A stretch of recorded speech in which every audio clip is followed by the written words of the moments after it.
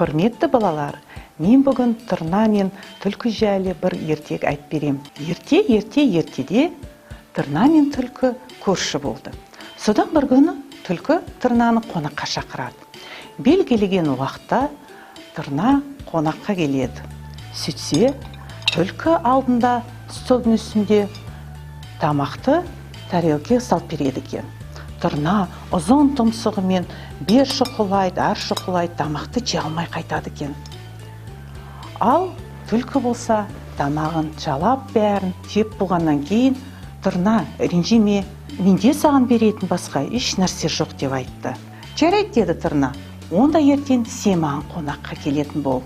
Ал келесі күні түлкі Тұрнаға қонаққа келсе, ол есік алдына қарсы алады екен.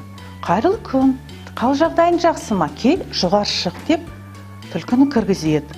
Өзінің әдемілеп тұрып пісірген сұйық тамақты ұзын жеңешке құмыраның ішінде құйып береді. Алдына қояды. Содан түлкі алып ары қарайды, бері қарайды. Ішейін десе, тұмсығы симайды екен. Тілмен жалайын десем, тіл жетпейді екен. Ал Тұрна болса, әдемілеп тұрып, тұмсығын салып, тамағын ішіп алады.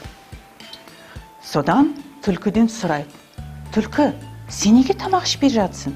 Мен әдемі қылып, тәтті пісіруге тырыстым.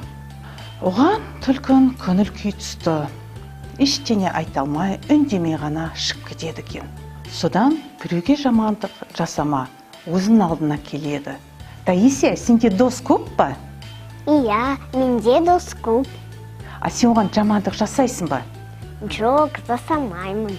Иә, балалар, Таисия дұрыс айтады. Таисия, саған ертек ұнады ма? Иә, ұнады. Сонымен келесі кездескенше тыңдағандарыңызға көп рахмет.